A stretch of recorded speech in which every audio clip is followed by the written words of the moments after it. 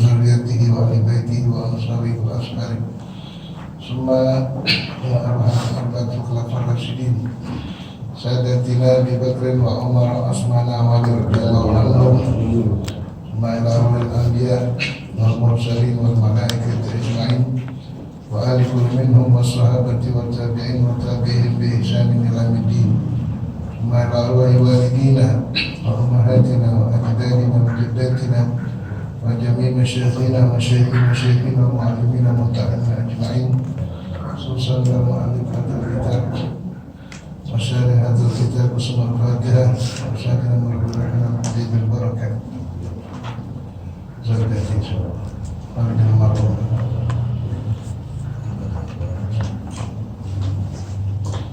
وأصولهم وفروعهم ودوير الدنيا أجمعين أن الله يؤتي درجاتهم في الجنة وبشرهم بالرحمة والمغفرة ويعين علينا من بركاتهم وأسرارهم وأنوارهم وعلومهم ونفحاتهم عندهم بالدين والدنيا الآخرة ثم إلى أرواح جميع المسلمين والمسلمات والمؤمنين والمؤمنات والأحياء منهم والأموات أن الله تعالى يغفر لهم ويرحمهم ويجعل الجنة مسهم. الفاتحة.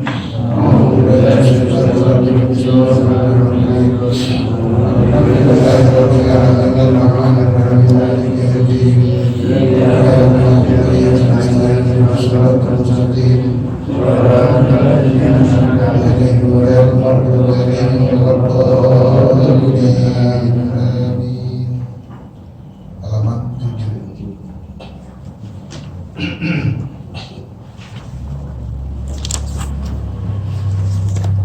Lanjutkan mengenai bab najis ya. Bismillahirrahmanirrahim. Alhamdulillahirabbil alamin wa bihi nasta'inu ala umuri dunya waddin.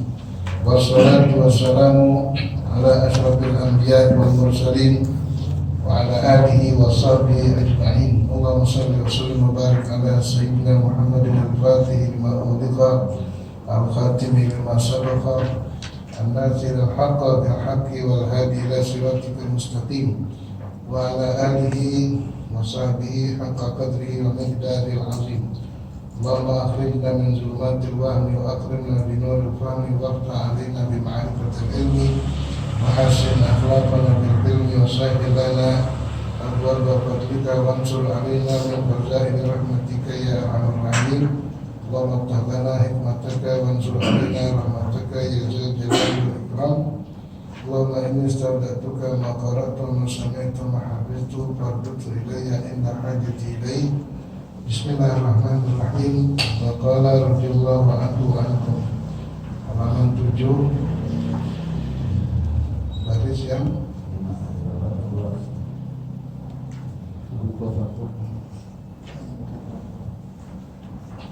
wal mukhaffafah.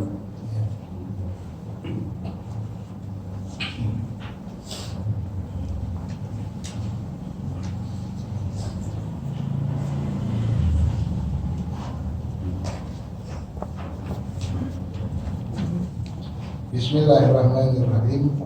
Wa qala radhiyallahu anhu ankum. Wal mukhaffafatu, dan bagian najis yang kedua yaitu disebut dengan al-mukhaffafah, najis yang ringan. Kita ulang, najis terbagi kepada 3 bagian, 3 kelompok. Pertama disebut dengan mughalladhah, yaitu najis yang berat. Yang kedua mukhaffafah, najis yang ringan. Yang ketiga mutawassithah, najis yang pertengahan. Malam ini masuk pada bagian yang kedua, yaitu najis yang mukhaffafah. Wal mukhaffafatu, dan najis mukhaffafah itu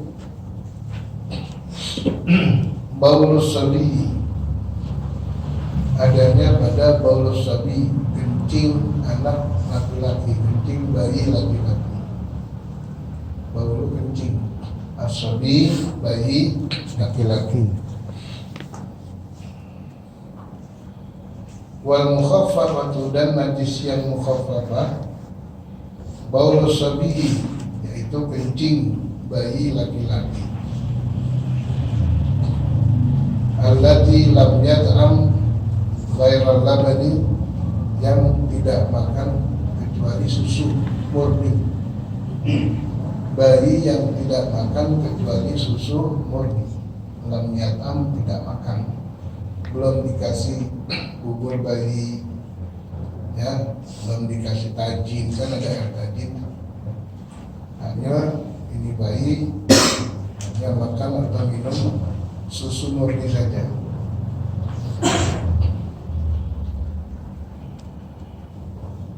Walam yablughil haulaini, dan usianya belum mencapai 2 tahun. Walam yablughil haulaini, dan belum mencapai 2 tahun. Jadi untuk menentukan najis mukhaffafah, najis yang ringan itu ada 4 ketentuan. Yang pertama, terjadinya hanya pada kencing. Ya, pertama terjadinya pada kencing. Kemudian bagaimana kalau dengan muntahnya? Bagaimana kalau dengan darahnya? Bagaimana kalau dengan kotoran besarnya? Selain kencing, semuanya najis mutawassithah. Yang dianggap najis ringan, najis mukhaffafah, yaitu terjadi hanya pada kencingnya. Kencingnya saja. Kemudian ini kencing dari bayi laki-laki. Kalau bayi perempuan beda. Bayi perempuan yang bayi sama nenek-nenek sama najisnya, ya. Tapi kalau bayi laki-laki beda dengan yang dewasa. Kalau bayi najisnya masih mukhaffafah, masih ringan. Tapi kalau sudah lebih dari 2 tahun, maka najisnya termasuk najis mutawassithah, najis yang ketiga, yang pertengahan. Jadi untuk menentukan najis itu mukhaffafah, pertama terjadinya pada kencing, yang kedua bayi laki-laki, ya, yang ketiga tidak makan kecuali susu murni, yang keempat usianya belum sampai 2 tahun. Ini untuk menentukan najis itu najis mukhaffafah, yang ketentuannya ada 4. Pertama, terjadi najis mukhaffafah hanya pada kencing. Yang kedua, kencing siapa? Bayi laki-laki. Beda dengan bayi perempuan. Yang ketiga, tidak makan atau tidak minum kecuali susu murni. Baik itu susu ASI, susu ibunya, atau susu hayawani, susu sapi, susu kambing, tapi yang belum dicampur, masih murni, maka najisnya itu masuk dalam bilangan mukhaffafah, sangat ringan. Yang keempat, usianya belum mencapai 2 tahun. Jadi untuk menentukan najis itu najis mukhaffafah, ketentuannya ada 4. Saya ulang lagi. Yang pertama, terjadinya hanya pada kencing. Kemudian kencing bayi laki-laki. Yang kedua, yang ketiga tidak makan kecuali susu murni. terjadi, dan yang keempat usianya belum mencapai 2 tahun. Bagaimana kencingnya? Mukhaffafah itu tergolong najis sangat ringan sekali. Untuk membersihkannya nggak perlu dicuci dengan sabun berulang-ulang kali, tidak. Cukup dicepratkan air, maka sudah dianggap bersih. Tapi dengan syarat bahwasanya itu hanya terjadi pada kencing. Bagaimana kalau kotoran besarnya? Tidak. Bagaimana kalau darahnya, ini anak kecil misalnya luka, darahnya tetap najis yang mutawassithah pertengahan. Jadi yang dihukumkan najis mukhaffafah yang ringan itu hanya terjadi pada kencing. Ini anak muntah. Oh, anak muntahnya bukan najis mukhaffafah, najis mutawassithah yang pertengahan. Karena najis mukhaffafah ini hanya terjadi pada kencing, bukan pada yang lain. Itu yang pertama. Yang kedua, bayi dari bayi laki-laki. Kalau bayi perempuan najisnya sama dengan yang dewasa. Kenapa harus ada perbedaan bayi laki-laki dengan perempuan? Dalam kitab Al-Bajuri di sana diterangkan perbedaan antara bayi laki-laki dan perempuan. Kalau bayi laki-laki, ya, kencingnya itu dihukumkan najis mukhaffafah selama dia tidak mengkonsumsi selain ASI atau susu murni. Kemudian usianya belum mencapai 2 tahun. Sedangkan bayi perempuan dengan yang tua najisnya sama, bukan mukhaffafah lagi, tapi tergolong mutawassithah. Yang menyebabkan ada perbedaan lihat dari asal kejadian. Satu ulama mengatakan Allah Subhanahu wa ta'ala menciptakan Nabi Adam dari sperma yang suci, tanah dan sperma yang suci. Sedangkan Siti Hawa diciptakan Allah dari tulang rusuk campur darah. Tulang rusuk campur darah, ada unsur najis. Itulah yang menyebabkan bedanya antara bayi laki-laki dengan bayi perempuan. Yang kedua alasannya, laki-laki, anak laki-laki ditandai balignya dengan mengeluarkan sperma yang suci. Jadi bayi balignya anak laki-laki apabila dia telah mimpi jima dan mengeluarkan sperma. Sperma hukumnya apa? Suci. Maka ditandai anak itu sudah sedangkan perempuan balignya dengan mengeluarkan haid, darahnya. Jadi ada unsur apanya? Darah. Makanya dari situ akan beda, ya, bayi laki-laki dengan perempuan yang mana bayi laki-laki balignya dengan mengeluarkan sesuatu yang suci yaitu sperma, dan perempuan balignya dengan mengeluarkan sesuatu yang najis yaitu darah haid. Itu alasan yang kedua. Alasan yang ketiga yang menjadikan bedanya kencing bayi laki-laki dan kencing bayi perempuan, bahwa kencing bayi laki-laki keluar langsung dari kantong kemihnya. Kemih langsung keluar, ya, langsung dari perut besarnya, kantong kemihnya langsung keluar tempat tumbuhan kemaluannya. Sedangkan bayi perempuan atau perempuan, baik itu sekecil atau sudah besar, di saat air kencingnya, air seningnya ingin keluar, harus melewati jalur di mana tempat keluarnya darahnya. Jadi harus melewati tempat saluran darahnya. Makanya akan ada perbedaan kencing bayi laki-laki dengan kencing bayi perempuan dengan 3 alasan tadi. Yang pertama, dari asal kejadian Allah ciptakan Nabi Adam dari sperma yang suci, dan Siti Hawa dari tulang rusuk yang bercampur dengan darah.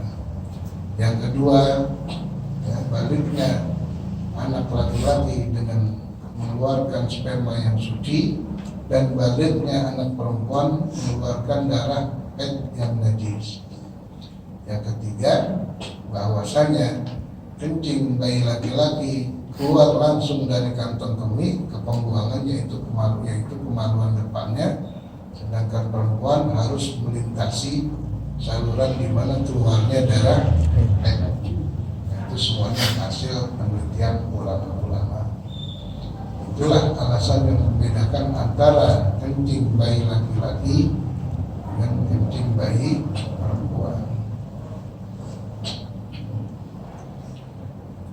Lam yat'am ghairal labani, dan tidak makan kecuali susu murni. Ini salah satu sebab yang menjadikan kencing bayi laki-laki itu najisnya ringan, selama dia masih mengkonsumsi susu murni atau ASI. Kenapa demikian? Kalau sudah makan selain ASI atau kalau sudah minum selain susu murni, maka itu banyak zat-zat lainnya, seperti yang ada pengawet atau di makanan bayi serelak misalnya, itu ada zat terigunya, ya, zat pengawetnya juga, yang mana campuran-campuran tersebut tidak akan diserap oleh tubuh, ya, karena ini dianggap sampah. Pengawet disaring ginjal, pewarna disaring ginjal, yang diserap hanya yang murni. Ketika si bayi mengkonsumsi susu yang murni, tidak ada sampah sedikit pun yang tersisa. Ya, susu murni ini semuanya diserap oleh tubuh karena tidak ada pengawet, tidak ada zat pewarna, dan tidak ada campuran-campuran bahan-bahan lain.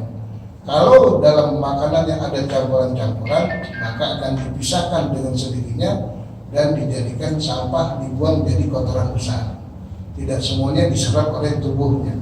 Tapi ketika dia meminum atau makan susu murni yang tidak ada zat lain campurannya, baik itu susu murni dari ibunya atau dari hayawani, maka semuanya diserap oleh tubuhnya dan tidak ada sisanya. Yang menjadikan najis ini sisanya, ya, yang menjadikan najis itu adalah sampah. Makanya bayi selama dia masih mengkonsumsi ASI atau susu murni yang lain, najisnya itu sangat ringan. Seakan-akan kotoran tidak tersisa sedikit, tidak ada kotoran, semuanya diserap oleh tubuhnya sehingga tidak ada sedikit kotoran. Maka dengan demikian dia punya air kencingnya suci, bukan suci artinya bersih, ya, bersih, tidak mengandung kotoran. Tapi kalau sudah campur zat-zat lain, nah, ini yang menjadikan kencingnya tidak lagi mukhaffafah, tidak lagi ringan karena ada campuran-campuran lain. Itu, ya, sebab ketiga yang menjadikan kencing bayi laki-laki itu termasuk najis mukhaffafah. Yang keempat, digolongkan kencing bayi najis mukhaffafah selama usianya belum sampai 2 tahun. Kenapa harus ditentukan dengan usia? Dalam kitab diterangkan, saya kasih gambaran, kita punya bak mandi.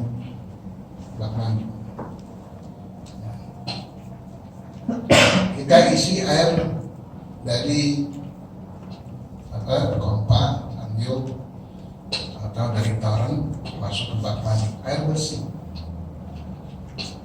Kalau dalam 1-2 bulan nggak dikuras, ada nggak lumut? Ada bahan-bahan buat jadi itu padahal air yang bersih, ya. Kalau 6 bulan ada nggak lumut? Kalau 1 tahun kodok ada. Padahal airnya bersih, tapi dinding-dinding bak mandi ini akan numbuh lumut. Ya. Sama halnya bayi, dia ada kantong kemih dan ada dinding-dinding di kantong kemih. Kalau yang dikonsumsi terus-menerus, sekalipun itu hanya ASI, tapi lambat laun akan timbul lumut-lumut najis di mana kantong kemihnya. Kalau 6 bulan bak mandi saya sudah ada lumut kecil, Bagaimana kalau 1 tahun? Makin banyak. Bagaimana kalau 2 tahun? Lebih dari 2 tahun semakin banyak lumutnya. Ya, artinya di mana kantong kemihnya ini tumbuh kotoran-kotoran bekas sisa-sisa makanan atau lumut-lumut sekalipun dari zat yang bersih, kan dinding tersebut sudah mulai kotor. Makanya ditentukan selama bayi ini belum mencapai usia 2 tahun, dia punya kencing masih dianggap mukhafafah ringan. Apalagi kalau sudah campur makanan yang lain, maka dinding-dinding kantong kemihnya akan lebih banyak tumbuh lumut-lumutnya, ya akan menjadikan dindingnya itu berlumut dengan lumut-lumut najis, sehingga menjadikan kencingnya itu tidak lagi mukhafafah, tapi menjadikan air kencingnya itu mutawassithah. Makanya untuk menentukan najis mukhafafah itu syaratnya ada 4. Yang pertama, terjadinya hanya pada kencing. Yang kedua, kencing laki-laki, anak bayi laki-laki. Yang ketiga, belum mengkonsumsi kecuali susu murni. Yang keempat, usianya belum mencapai 2 tahun. Nah, kencing yang keluar dihukumkan najis mukhaffafah dengan ketentuan 4 syarat tadi. Jadi bagaimana cara meringankannya, menghilangkannya? Karena ini dianggap najis yang sangat ringan, seringan-ringannya, nggak perlu diguyur banyak-banyak air, nggak perlu. Ente punya anak bayi nih, laki-laki, ya kencing nih tangan kita nih. Ya, anak belum sampai 2 tahun, belum minum atau makan kecuali air susu ibunya. Dan ini bayi kita, bayi laki-laki, bisa kencing, ya maka tangan kita kena kencing. Nggak perlu kita harus mama cuci pakai sabun, nggak perlu.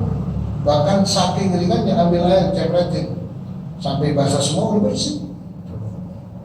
Makanya dikatakan najis yang ringan. Seakan-akan bukan dikatakan najis, tapi karena keluarnya dari pembuangan najis, syaratnya basahin asal basah juga cukup. Seakan-akan bukan najis karena keluar dari seorang anak yang masih bersih. Ya, bersih makanannya, bersih kantong kemihnya, belum tidak ada campuran-campuran yang menjadi bahan-bahan najis. Makanya disebut najis mukhaffafah, najis yang sangat ringan. Untuk membersihkannya, birashil ma'i 'alaiha, cukup kita cepretkan air di atasnya sudah dianggap suci. Ya, apalagi diguyur, dicepretin dan dibersih, apalagi diguyur. Kadang-kadang kita nggak yakin. Rasanya belum puas nih kalau belum diguyur, silakan guyur, jangankan diguyur, dicepretin sudah basah semua, sudah dianggap bersih karena sangat ringannya. Itu ketentuan najis mukhaffafah. Wal mukhaffafatu, dan najis mukhaffafah baulus sabiyyi, kencing bayi laki-laki. Yang mana lam yat'am ghairal labani, yang tidak makan kecuali susu murni. Walam yablughul haulaini, dan tidak makan, tidak sampai 2 tahun usianya. Lam yablugh, belum sampai, haulaini 2 tahun usianya. Jadi nanti bagaimana kalau selain kencing najis? Bagaimana kalau bayinya bukan laki-laki perempuan, najis mutawassithah? Bagaimana kalau bayinya sudah makan selain susu ibu? Berubah lagi najisnya. Bagaimana kalau usianya lebih dari 2 tahun, sudah bukan lagi mukhaffafah? Nah, syarat mukhaffafah itu ada 4. Yang pertama, terjadi hanya pada kencing. Yang kedua, kencing bayi laki-laki. Yang ketiga, belum makan kecuali susu murni. Dan yang keempat, usianya belum mencapai 2 tahun.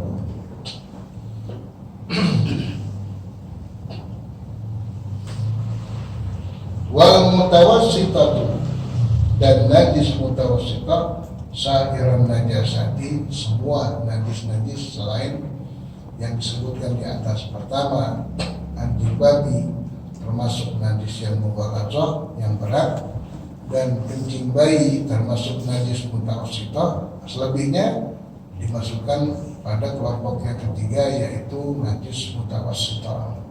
Kalau di kitab yang lain dicontohkan seperti darah, ya, nanah, muntah, bangkai, ya banyak itu macam-macam, kotoran binatang, kotoran manusia, banyak najis-najis lain selain dari yang dua perkara itu masuk dalam bilangan najis mutawassithah. Ini kitab nggak dijelaskan semuanya. Ya. Nanti kita bisa lihat pindah yang lebih luas lagi.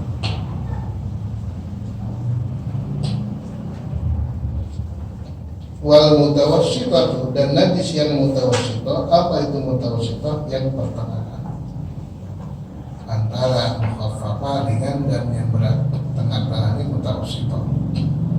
Ya, kalau najis mughalladh hanya terjadi pada dua hewan, anjing dan babi, dan najis yang ringan yang mukhaffafah hanya terjadi pada kencing bayi laki-laki. Selebihnya masuk pada bilangan najis mutawassithah.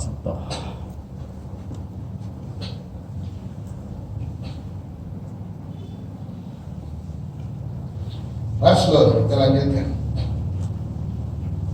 Al-mughalladzatu, najis yang mughalladzah, tadhuru, bisa menjadi suci, bisa ba'il ghasalatin, dengan 7 basuhan.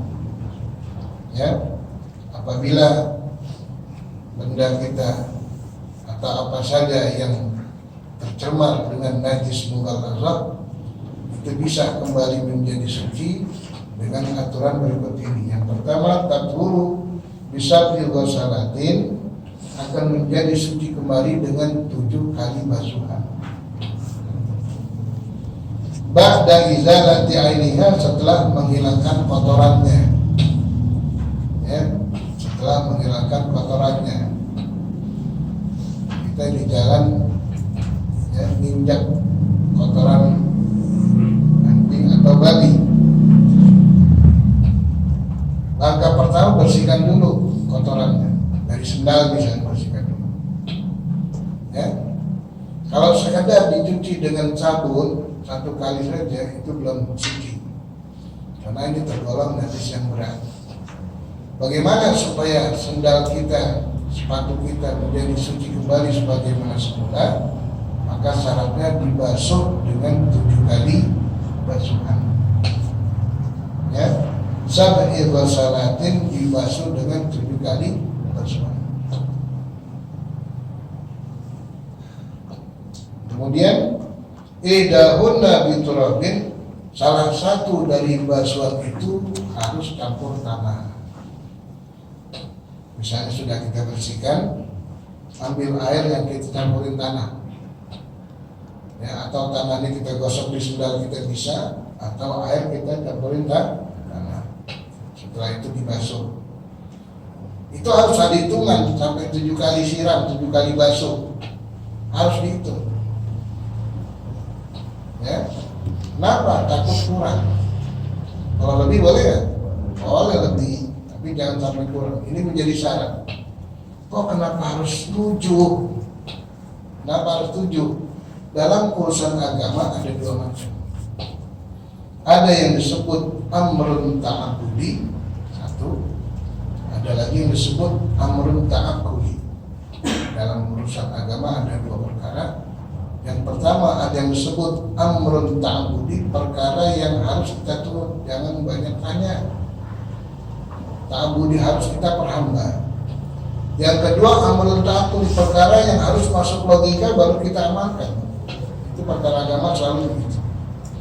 Nah, membasuh najis mughalladzah harus 7 kali, itu termasuk amrun ta'abbudi, perkara yang harus kita lakukan, nggak perlu masuk di akal.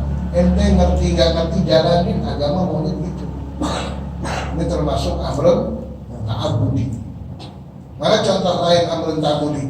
Kita ketika ingin sholat wajib menghadap kiblat. Memang Tuhan ada di kiblat. Ngerti nggak ngerti, tiap ingin sholat ngadep kiblat. Ini termasuk amrun ta'abbudi, perkara yang wajib kita taati, nggak perlu banyak tanya. Allah maunya begitu. Kata Allah, fawalli wajhaka qibalal masjidil haram. Tuhan mengatakan, maka arahkan wajahmu, dirimu, ya, fawalli wajhaka, maka arahkan dirimu ilal masjidil haram, ke arah Masjidil Haram, karena di sana ada Ka'bah. Bukan berarti Tuhan Allah itu ada di Ka'bah, bukan. Allah tidak mengambil tempat. Tapi maunya agama begitu. Udah ngerti sana. Banyak perkara agama yang kita tidak paham, tapi agama harus lakukan. Terlalu kecil otak kita untuk memahami hukum Allah Subhanahu wa Ta'ala. Maka ada perkara agama yang harus masuk logika, ada perkara agama yang tidak perlu masuk logika. Seperti kebanyakan di hukum-hukum fikih, paham tidak paham ini haram, paham tidak paham ini haram, paham tidak paham kau harus lakukan, paham tidak paham ini jangan dikerjakan. Itu disebut amrun ta'abbudi, perkara yang wajib kita laksanakan, masuk akal atau tidak masuk akal kita harus kerjakan semua. Disebut amrun ta'abbudi. Yang satu amrun ta'abbudi, perkara yang harus masuk logika, seperti ilmu tauhid. Jangan asal terima, ya, urusan Tuhan. Seorang muslim jangan asal iya. Kalau dibilang Tuhan banyak, ya jangan iya dulu. Urusan Tuhan harus masuk logika dulu. Apakah betul ya Tuhan itu punya bapak, Tuhan ada ibunya, trinitas dan sebagainya, ya? Apakah Tuhan mengambil tempat, Tuhan ada di aras, Tuhan ada di langit? Ini tauhid yang ngatur. Jangan dulu kita mengiyakan sebelum masuk di akal kita, logika kita. Allah berikan akal kita untuk memisahkan mana yang benar dan mana yang tidak benar. Kebanyakan digunakan dalam ilmu tauhid. Makanya dalam ilmu tauhid ada namanya hukmul akli. Hukmul akli, di mana keputusannya yang memutuskan itu adalah logika. Ya. Kita manusia baru bisa mengatakan ada kalau sesuatu kita pernah lihat. Betul kan? Ya, kita baru berani mengatakan ada kalau kita pernah lihat. Sekarang saya tanya bapak-bapak, bapak-bapak yakin nggak ada Monas? Pernah lihat? Baik itu secara langsung atau lewat tayangan. Artinya kita pernah lihat. Di saat kita melihat, tersimpan semuanya itu di hati kita. Ketika orang menyebutkan Monas, tergambar itu. Oh, Monas. Ya. Kemudian kita bisa nggak gambarkan itu Monas? Karena kita pernah lihat. Ya. Nah, kita lihat. Bisa nggak kita orang tanya, Pak, anterin saya ya ke lapangan Banteng, ke Monas, Gambir itu, anterin, bisa nggak kita? Bisa. Ya, ingin membuktikan bahwasannya Monas itu ada, kita siap mengantarkan. Yang mengantarkan kita ke Monas itu namanya dalil. Mana dalil yang kau tahu Monas? So, ikut. Yuk ikut, saya anterin ke Gambir, lapangan Banteng. Ayo saya anterin. Nah, kita antarkan ini orang ke Monas ini, itu menjadi dalil. Ada yang singkat, ada yang panjang. Kalau yang pintar, dia akan menunjukkan dalil yang singkat. Kalau mau ke Monas, kita langsung aja jalan dari Bogor terus sampai ketemu Kramat Jati, masih terus sampai ke Senen, sampai ke itu benar dekat. Jangan pakai ke Bogor dulu. Kita ke Bogor dulu, naik stasiun Bogor, naik kereta, nanti itu ada stasiun Gambir, ya kita naik deh, kelamaan. Tapi sampai nggak sampai, cuman dalil ada yang singkat, ada yang tidak singkat. Jadi segala sesuatu yang kita lihat baru bisa kita katakan ada. Kalau saya tanya lagi, hadirin yakin nggak adanya Allah?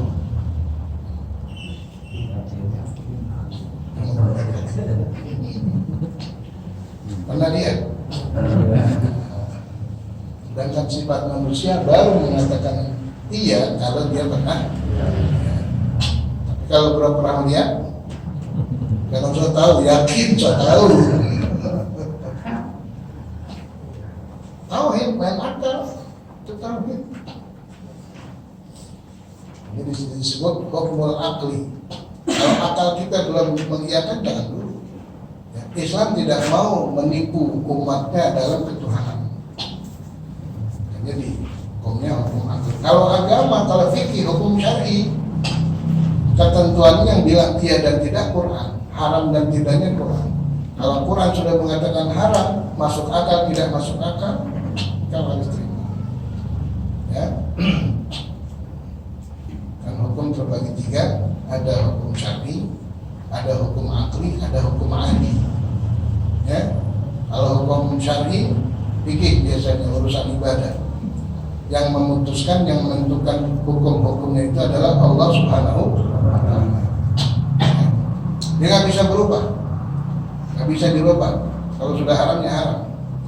Nah yang kedua hukum akli biasanya dipakai digunakan untuk ilmu tauhid. Yang ketiga hukum adi, hukum berdasarkan kebiasaan. Segala sesuatu yang terbiasa bisa jadi hukum. Ya, orang gini-gini nih. Tandanya ngantuk. Ya, ngantuk. Orang kalau tandanya apa? Tapi bisa makna lain. Mules perutnya. Ya. Biasanya kalau mendung apa? Hujan. Itu hukum ada. Bisa ditentukan hujan karena kebiasaan. Habis mendung juga hujan, tapi bisa bersamaan. Biasanya pisau buat apa? Motong. Ya, motong. Tapi bisa bersalahan. Kenapa Nabi Ismail nggak bisa dipotong? Ya. Api umumnya membakar. Sifatnya api membakar. Tapi kenapa Nabi Ibrahim tidak terbakar? Nah, hukum adat itu bisa bersalahan. Tapi bisa kita jadikan hukum. Karena sering habis mendung hujan kita ambil hukum. Habis ini hujan, benar hujan. Tapi satu saat ada udah gelap, terang lagi. Hukum lain, tiap-tiap zuhur azan anak sekolah pulang. Sering tiap-tiap anak-anak sekolah pulang selalu bareng dengan azan. Besok listrik mati, ya sehingga orang mau azan zuhur nggak bisa, anak-anak pulang. Nah itu kita bisa jadikan hukum di zuhur tuh. Anak-anak sudah Allah. Bisa kita jadikan hukum. Kenapa? Karena kebiasaan. Yang disebut hukum adat begitu. Bisa kita jadikan patokan hukum karena kebiasaan. Tiap pulang pasti zuhur. Anak-anak berpulang zuhur. Besok ketika listrik mati, nggak ada azan, ya anak-anak pulang tuh. Si imam bilang, komat. Lo zuhur, tuh bocor pulang. Kita bisa jadikan tapi satu saat bisa bersamaan. Jam 10 pulang. Ayo azan jam 10. Kau udah pulang tuh, gurunya kondangan. Hukum adat bisa dijadikan hukum, tetapi bisa bersalahan. Tadi kalau segala sesuatu yang kita saksikan baru bisa kita katakan ada. Tapi untuk Allah Tuhan tidak seperti itu. Sekalipun kita tidak melihat, kita bisa yakin mengatakan ada. Nah, ayat ini ayat ada sendiri atau ada yang nolongin? Lihat. Agak. Kalau saya bilang ini ayat ada sendiri, salah kan? Itu berarti ada.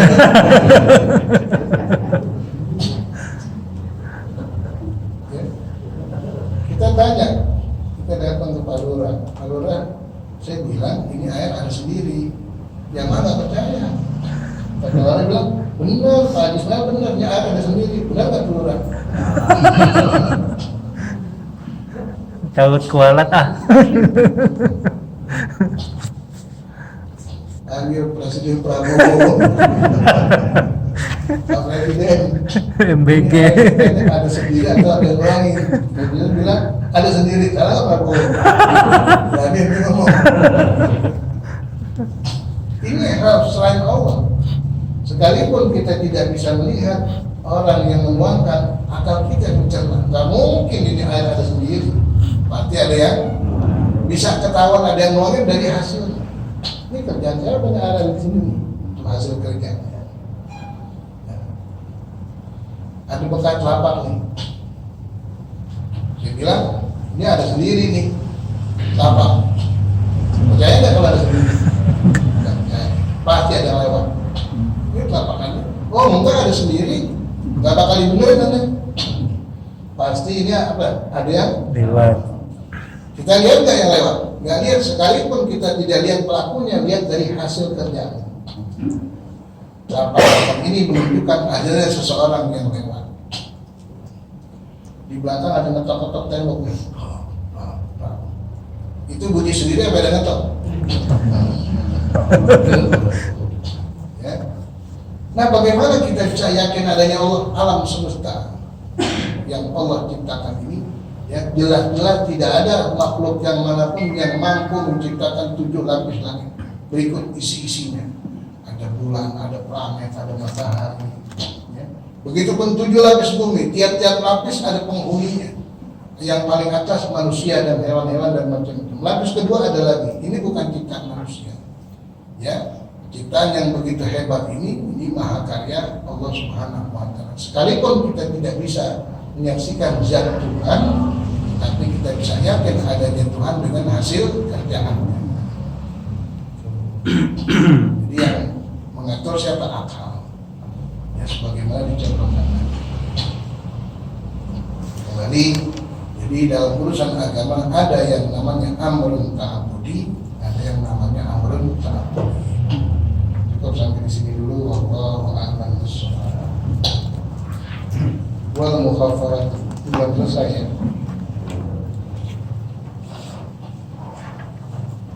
Ya maaf dan kelamaan udah repot. Bismillahirrahmanirrahim. Alhamdulillahirabbil alamin wa sallallahu alaihi wa sallam Muhammad wa ala alihi Muhammad wa la ta'budu illa Allah tayyibah wa tawfaitana wa tawaffana wa anta radin anna. Allahumma inna nas'aluka al-'afwa wal 'afiyah wal mu'afata ad-daimah fid dini wad dunya wal akhirah. Wa na'udzubika min ilmin la yanfa' wa qalbin la yakhsha wa nafsin la tasba wa 'ilmin la tarba wa min da'watin la taqabbalaha. Rabbana atina fid dunya hasanah wa fil akhirati hasanah wa qina adzabannar. Wa sallallahu ala sayyidina maulana Muhammad wa ala alihi wa sahbihi wasallam. Walhamdulillahi rabbil alamin. Alhamdulillah.